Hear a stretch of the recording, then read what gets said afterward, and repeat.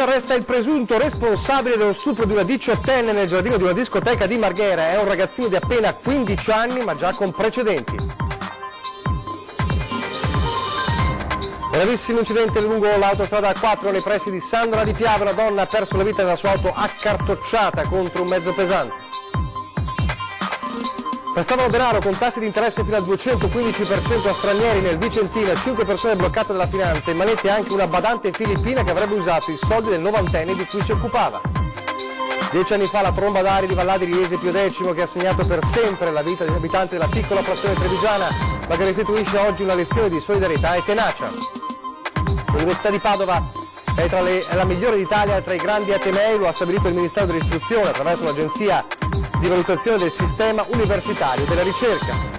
Sammy Basso, nominato Cavaliere della Repubblica dal Capo dello Stato Sergio Mattarella, la soddisfazione sui social ha premiato la nostra battaglia per la ricerca sulla progeria. Grande successo per i ragazzi della scuola di formazione professionale Irigen, tra i vincitori del concorso disegna a fumetti la carta etica dello sport. Telespettatori di Antena 3, buonasera, ben trovati all'edizione del Veneto dei nostri telegiornali. La cronaca in primo piano, lo ricorderete, la violenza sessuale, lo stupro nel giardino della discoteca Molo 5 di Marghera, una 18enne appunto che aveva denunciato questa violenza. Ebbene, la polizia ha individuato il presunto responsabile da un ragazzo che solo a giorni compirà 15 anni. A distanza di poche settimane, gli agenti della squadra mobile di Venezia, coordinati dalla Procura del Tribunale dei Minori, hanno individuato il presunto autore della violenza sessuale a danno di una 18enne avvenuta nel giardino della discoteca Molo 5 di Marghera nella notte tra il 19 e il 20 maggio. È un 15enne del posto con numerosi precedenti penali commessi in concorso con coetanei, soprattutto reati contro il patrimonio. Le indagini sono iniziate dopo la denuncia sporta dalla ragazza che si era presentata al pronto soccorso di Mestre e con i genitori aveva raccontato il fatto. A confermare la versione le registrazioni delle telecamere di videosorveglianza del locale che avevano inquadrato i momenti in cui i giovani si appartavano. Questa notte il 15enne è stato arrestato e portato nel penitenziario di Treviso. Il Molo 5 resta chiuso come da provvedimento ordinato dal questore Masciopinto. Intanto il GIP del Tribunale dei Minori ha deciso di inasprire le misure cautelari dei due degli adolescenti coinvolti nell'operazione di contrasto alle baby gang. Il trevigiano, arrestato con 200 grammi di marijuana in casa, che inizialmente aveva avuto gli arresti domiciliari, è stato invece portato in comunità. L'altro, tra gli autori della tentata rapina a un bengalese per strada a Mestre, è stato invece trasferito dalla comunità al carcere. Il giudice ha deciso così per la cattiva condotta tenuta nella struttura d'accoglienza. Ancora la cronaca e un'altra tragedia purtroppo in A4. Uno schianto terribile che non ha lasciato scampo a una donna che viaggiava a bordo di un'automobile lungo l'autostrada A4 Venezia-Trieste nei pressi dell'uscita del casello di Sandona di Piave. La dinamica dell'incidente al vaglio della polizia stradale. Secondo quanto comunicato da Autovie Venete, la macchina con targa svizzera stava percorrendo la corsia centrale nel tratto a 3 corsie e avrebbe urtato un veicolo finendo nella carambola addosso al furgone. Un impatto violentissimo. La passeggera è deceduta sul colpo. Il conducente invece è uscito dall'auto con ferite lievi. L'incidente si è verificato attorno alle 13:30. Sul posto sono intervenuti i vigili del fuoco, il personale del SUEM 118 e di Autovie Venete. Il casello è stato chiuso sia in entrata che in uscita. Code si sono formate fra Meolo, Roncade e Sandona di Piave in direzione Trieste. Un'operazione della finanza adesso, prestavano denaro con tassi di interesse fino al 215% a stranieri tra Tiene e Valdagno. 5 persone bloccate appunto dalle fiamme gialle, in manette anche una badante filippina che avrebbe usato i soldi del novantenne di cui si occupava. Compiti precisi, tutto annotato con cura in quadernetti, a seguito di emissione di contratti di prestito scritti a mano. Un sodalizio del crimine ben oliato, quello nato nella zona di Malo tra una badante filippina e un operaio del Bangladesh, scoperto dalla Guardia di Finanza della Tenenza di Schio. Regolari entrambi in Italia da almeno 10 anni, i due dal 2013 avevano dato vita a un'attività di prestito a usura a connazionali in difficoltà economiche. Piccole somme, tra i 1.000 e i 5.000 euro, che diventavano in breve macigni per le vittime, sottoposte a ricatti, minacce, costrette a consegnare il passaporto come impegno. Un'indagine è partita lo scorso anno dalla denuncia di un cittadino filippino. Immediato quasi l'arresto in flagranza della badante filippina, pizzicata mentre una delle vittime restituiva parte del denaro e costretta a riorganizzare gli affari coinvolgendo la sorella, il cognato italiano e il figlio della coppia. In carcere in queste ore sono finiti il bengalese che forniva il capitale per i prestiti e la badante, la vera e propria contabile dell'organizzazione. Denunciate le altre 3 persone coinvolte, 40 le vittime. Chi entrava nel loro giro ben presto si trovava incapace a restituire somme cui si aggiungevano di mese in mese interessi su interessi. Questo comportava un accumulo di interessi su interessi che nei casi accertati è stato riscontrato che è arrivato anche a tassi del 215%. Parte del capitale di questa società del malaffare veniva finanziato dall'operaio del Bangladesh, sposato e padre di famiglia, parte da appropriazioni illecite di beni dell'anziano di cui la Filippina si occupava. Dalle indagini è emerso anche che parte del denaro concesso in prestito a tassi usurari provenisse da sottrazioni illecite che la donna, proprio in virtù della familiarità che aveva con la persona anziana di cui doveva occuparsi, sottraeva all'anziano. Per avere le somme di denaro necessarie la donna non avrebbe infatti esitato a fare prelievi con il bancomat o a farsi consegnare preziosi e oggetti di valore. E adesso proviamo a parlare delle navi a Venezia, la gestione della crocieristica a Venezia tra gli argomenti al centro dell'Assemblea Generale della CGIL del Veneto. Oggi presente anche il segretario generale Maurizio Landini che dice che dopo l'incidente di domenica la sicurezza deve prevalere su qualsiasi scelta. Sentiamolo. Io su questo ho sentito nella relazione il segretario regionale, tra un po' credo interverrà anche il segretario della CGIL di Venezia. Io condivido che rispetto anche a quello che è avvenuto ultimamente sia necessario far prevalere la sicurezza e la qualità sia della vita delle persone sia dell'ambiente. Quale futuro per le grandi navi a Venezia? Dopo il disastro sfiorato domenica sul canale della Giudecca, il tema entra di prepotenza anche all'Assemblea Generale della CGIL del Veneto.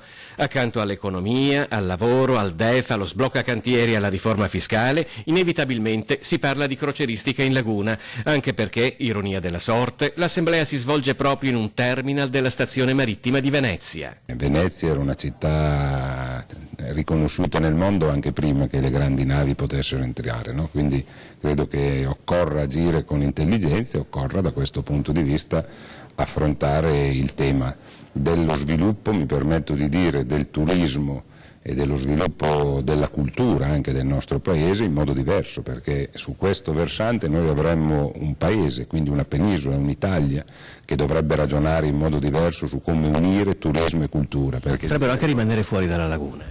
Sì, potrebbero, questa è tutta una discussione da fare, io non ho alcun pregiudizio né alcun elemento precostituito, le stavo facendo un ragionamento che penso che anche qui manca un piano nazionale. A ragionare su una visione d'insieme ha invitato anche il prefetto di Venezia Vittorio Zappalorto, evitando i campanilismi che sembrano contrapporre la soluzione Chioggia, caldeggiata dal Ministero delle Infrastrutture, alla soluzione Marghera, preferita da Comune e Regione. La terza ipotesi, fuori le navi dalla laguna, magari con approdo a Lido o Malamocco, potrebbe invece avere molti sostenitori tra i partecipanti alla manifestazione che si terrà sabato alle Zattere, a pochi passi dal luogo dell'incidente. Già annunciata a caldo a San Basilio, proprio davanti alla nave della MSC, e per la quale si prevede una grossa partecipazione. Adesso l'economia e la crisi Stefanel che si avvia, come abbiamo raccontato ieri, verso l'amministrazione straordinaria. Oggi l'azienda ha scritto ai dipendenti una lettera sulla decisione presa. Si è resa necessaria, è scritta in questa missiva, per l'ingente mole di risorse che avrebbero dovuto essere dedicate al rimborso dei creditori nel prossimo anno ed essere quindi sottratte al percorso di rilancio del marchio, c'è scritto. Scusate, ma per i dipendenti, per i clienti e per i fornitori questa scelta non comporta nessuna conseguenza immediata, ma è una situazione che da ieri non lascia tranquilli a Ponte di Piave. Si fa sempre più in salita la strada per il risanamento del gruppo Stefanel. Oggi la Borsa Italiana ha emanato un provvedimento di sospensione della quotazione del titolo in borsa, sino a nuova comunicazione, dopo aver bloccato ieri in via preventiva le negoziazioni delle azioni ordinarie e risparmio. Questo a seguito della presa di posizione del Consiglio di amministrazione, che ieri ha di fatto gettato la spugna nel percorso del concordato preventivo, rimettendo ogni gestione al Tribunale. Tutto questo dopo aver sondato il mercato e aver constatato che non ci sono interlocutori interessati a investire nell'azienda di Ponte di Piave. Un'evoluzione confermata anche dal Ministero per lo Sviluppo Economico, che dice di essere stato informato degli sviluppi dalla società, aggiungendo che si continuerà a lavorare in sinergia con le parti coinvolte in questi mesi dal tavolo della crisi, al fine di tutelare i lavoratori, il patrimonio produttivo e commerciale, che rappresentano gli asset fondamentali per il rilancio di un'azienda in difficoltà economiche da qualche anno. Ora in ballo ci sono 200 posti di lavoro, dei quali 60 a Ponte di Piave. Per molti è il segnale definitivo del declino dello storico marchio di maglieria e moda gestito dal fondo Oxy Capital, che aveva già salvato la veronese Ferroli e l'Olio Dante, e in quota parte anche dallo storico patron Giuseppe Stefanel. A gennaio i numeri del bilancio erano impietosi, quasi 30 milioni di euro di indebitamento a fronte di un patrimonio complessivo non superiore ai 7 milioni e mezzo. Ora la palla passa al Tribunale di Treviso e l'amministrazione straordinaria con la dichiarazione dello stato di insolvenza, termini che si commentano da soli. Torniamo alla cronaca, carabinieri eroi che a Monselice salvano un'anziana da una palazzina in fiamme.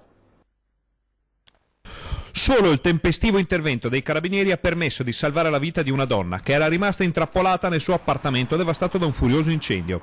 Il salvataggio, portato a termine grazie a una notevole dose di coraggio e a una provvidenziale scala da cantiere, è andato in scena poco prima delle 4 di notte in via Coronin a Monselice, dove era divampato un rogo all'interno di una palazzina di 3 piani. Le fiamme si sono sprigionate per cause ancora in via di definizione nell'appartamento al primo piano, dove vive da sola una donna di 69 anni. Uno dei vicini, che ha sentito uno scoppio ed è stato buttato giù dal letto, ha subito allertato il 112 e sul posto è arrivata una pattuglia dei carabinieri di Monselice, che stava effettuando un servizio di ronda in zona. I militari hanno visto la donna affacciata alla finestra di casa e hanno capito che la situazione sarebbe precipitata in tempi brevissimi, quindi hanno raccolto una scala a pioli dal cortile di una villetta vicina e si sono arrampicati fino al terrazzino dell'appartamento in fiamme. L'anziana è stata quindi liberata e portata in salvo a spalle dei carabinieri. La donna ha inalato i fumi dell'incendio ed è rimasta intossicata, ha anche ustioni sul corpo ed è stata portata al centro grandi ustionati di Verona. L'unico altro residente della palazzina è uscito di casa incolume. Le operazioni di spegnimento del rogo sono andate avanti tutta la mattina.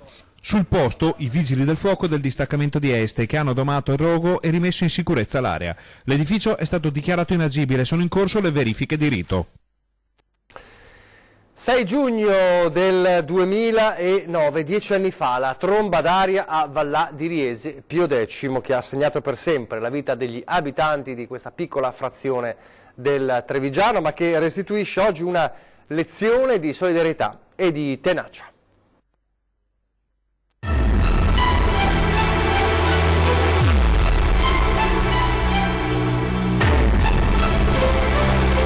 È un'esperienza che non auguro a nessuno proprio, in nessuna maniera. La mia azienda è stata azzerata, rasa al suolo, quindi dopo 27 anni di lavoro abbiamo dovuto ripartire da capo. A lei vengono quasi le lacrime?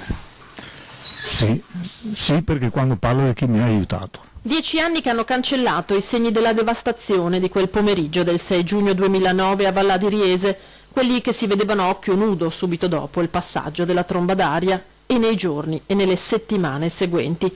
10 anni che non sono però riusciti a rimarginare in chi c'era la ferita provocata dalla paura, dalla perdita delle proprie cose, dal materializzarsi di un incubo.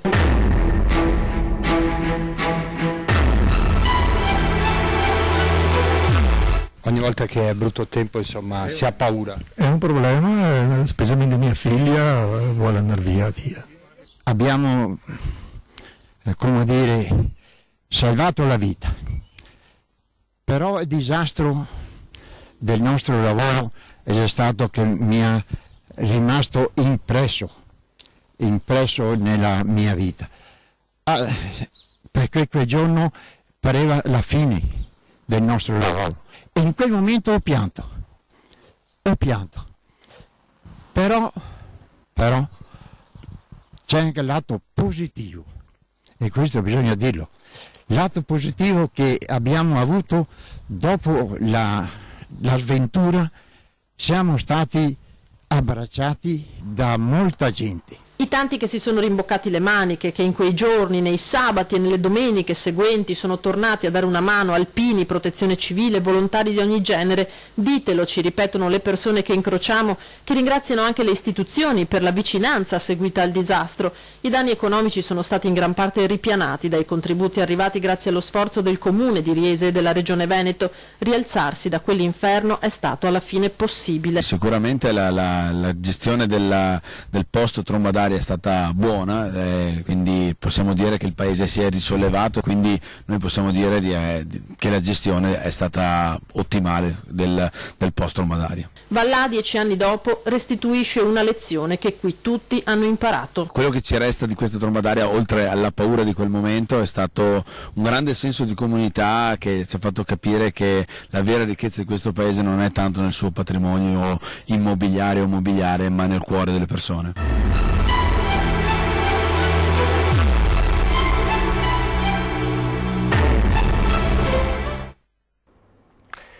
474 donne e uomini in divisa per i presidi veneti sono gli operatori delle forze dell'ordine che arriveranno nei prossimi mesi nelle province del Veneto. L'annuncio oggi del Viminale, in particolare un contingente interforze di 334 unità sarà operativo dal prossimo 1° luglio nel potenziamento estivo. Di questi 211 a Venezia, 17 a Belluno, 16 a Rovigo, 1 a Treviso, 76 a Verona e 13 a Vicenza. Perché vedete le immagini di Mauro Armelao? Perché di questi 211 rinforzi veneziani, solo 12 però saranno agenti di polizia, e c'è stata una nota nel pomeriggio molto forte del segretario FSP regionale Mauro Armelao che dice: mi appello ai parlamentari veneti eletti in provincia di Venezia, non è possibile inviare solamente 12 aggregati e solo per un mese dal 19 luglio al 19 agosto. Una continua presa in giro, Salvini metta mano a questa cosa.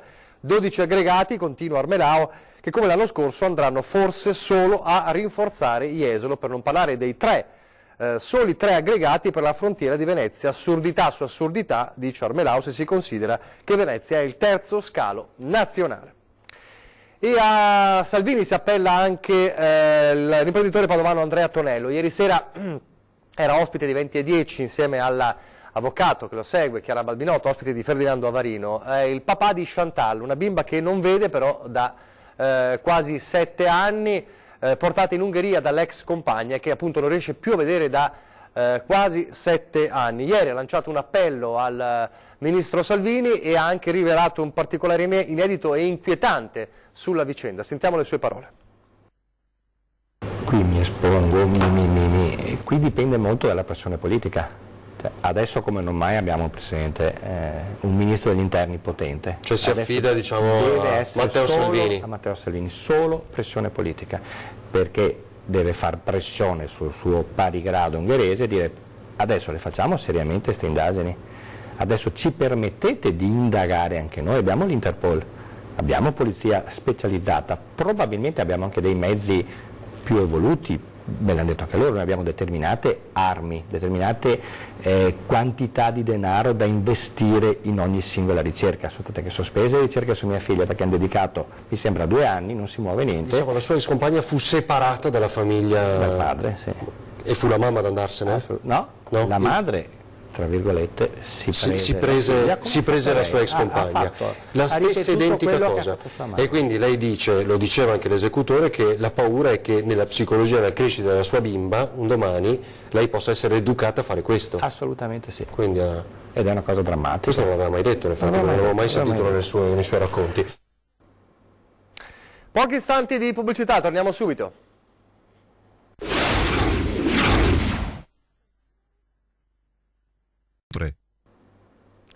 Rieccoci in studio in diretta, andiamo all'Università di Padova, certificata come il miglior ateneo d'Italia.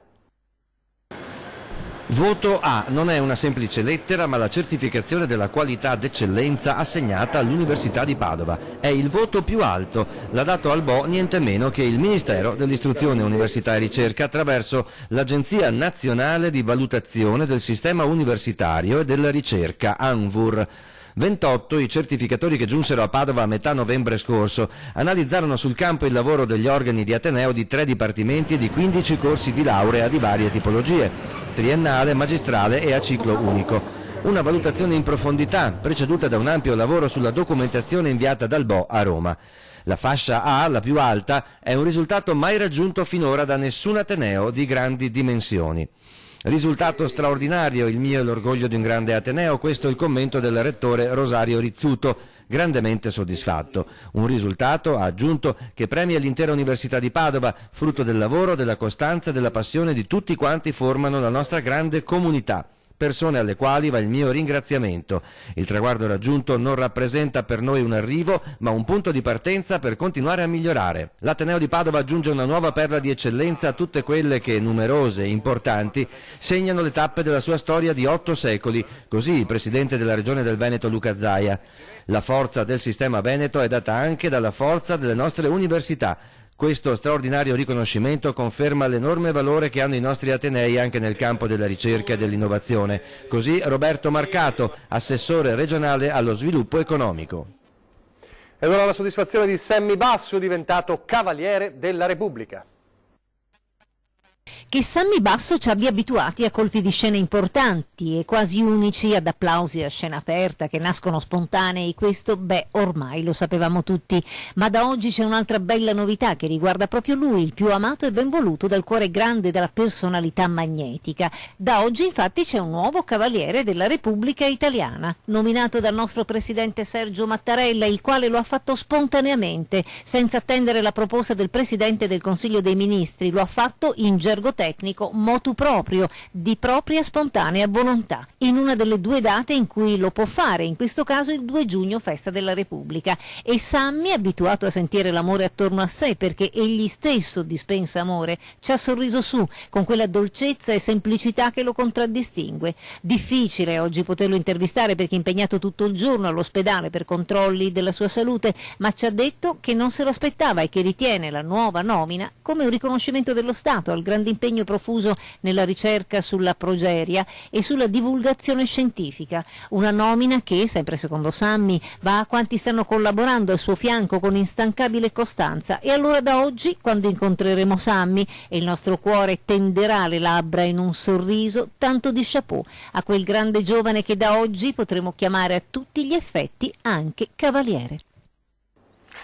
E adesso di successo in successo, quello dei ragazzi della scuola di formazione professionale Irigem, vincitori del concorso Disegna a fumetti la carta etica dello sport.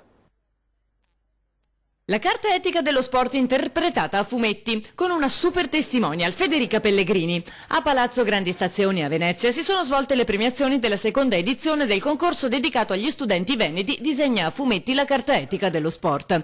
E tra i premiati, unici nella loro categoria, i ragazzi dell'Irigem, l'ente di formazione professionale ricco di corsi con sede a Rosà. La scuola ha ben volentieri aderito alla carta etica dello sport e l'ha sottoscritta. E ha sottoscritto i principi che sono riconosciuti appunto in questa carta e i ragazzi del terzo anno del percorso multimediale hanno deciso proprio di prendere a esempio un principio e di illustrarlo attraverso una storia a fumetti, una storia che possa essere più vicina al linguaggio dei giovani, dei ragazzi. E mi sono molto ispirata al sistema scolastico americano, in cui c'è molto il problema del razzismo, si tende a escludere sempre le persone che sono di colore, hanno problemi, ecco.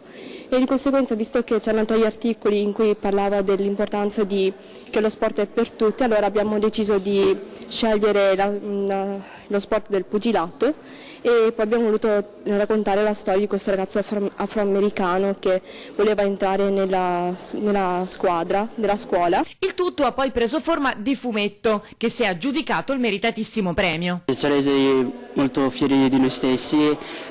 Non pensavamo di arrivare così tanto con il nostro lavoro, è stato di sicuro una fatica ben ripagata. Con la scuola e tutto il resto sono riuscito a portare bene avanti questa passione fino a portarlo al concorso. Tante volte si parla dei giovani come di persone che non conoscono la realtà. ma in verità sono molto sensibili, molto attenti e lo sanno anche scrivere e descrivere. Quest'anno rinnoviamo con un bando aperto alle scuole questa iniziativa, perché ha conosciuto un momento di festa, di partecipazione e anche di capacità di comprendere e condividere quelli che sono elementi che vanno oltre all'attività agonistica, ma il fatto di stare assieme con lo sport, di far crescere la nostra comunità con lo sport e far diventare anche i ragazzi cittadini del domani con diciamo delle qualità che solo lo sport può trasmettere. Il volume verrà distribuito in 1500 scuole. Dopo Federica Pellegrini, testimonial della prossima edizione saranno i campioni d'Italia dell'Imoco Volley. Sarà un'avventura meravigliosa, nel senso che sarà molto bello al termine del lavoro vedere come Imoco verrà rappresentata a fumetti. Parleremo di cinema, di spettacolo, di teatro questa sera, di cultura, insomma di spettacolo questa sera 20:10 dopo il telegiornale di Treviso, ospiti del direttore Luigi Baccialli, Franco Os Noser, presidente di Agis, l'Associazione Generale Italiana dello Spettacolo, e Marco Sartore, il presidente di Anex Sale Cinematografiche. Il rapporto stretto tra il Veneto e lo spettacolo, di quanto il Veneto può dare alla settima arte, ma non solo. E adesso le previsioni del tempo. Grazie per averci seguito, arrivederci.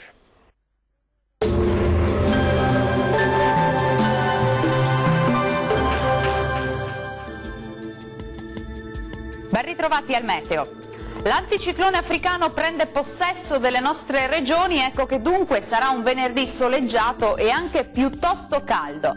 Vediamo la situazione nel dettaglio. Sul Veneto sarà bel tempo con tanto sole ovunque, con cielo al massimo poco nuvoloso dappertutto, salvo per qualche nube in più ma del tutto innocua sul Bellunese. Temperature minime tra 14 e 18 gradi, massime comprese invece tra 22 e 29 gradi. Ci spostiamo ora sul Friuli Venezia Giulia, dove la giornata risulterà all'insegna di un ampio soleggiamento pressoché ovunque, ma non si escludono dei veloci acquazzoni sui monti dell'Udinese, come ci mostra la nostra grafica. Temperature minime tra 16 e 17 gradi, massime oscillanti tra i 22 e i 26 gradi. Bel tempo anche sul Trentino Alto Adige, dove sarà soleggiato su tutti i settori e il cielo si presenterà al massimo poco nuvoloso. Non sono attese precipitazioni particolarmente degne di nota. Temperature minime sui 14 gradi, massime comprese invece tra 28 e 29 gradi circa. Bene, dal meteo di Antenna 3 per ora è tutto. Arrivederci.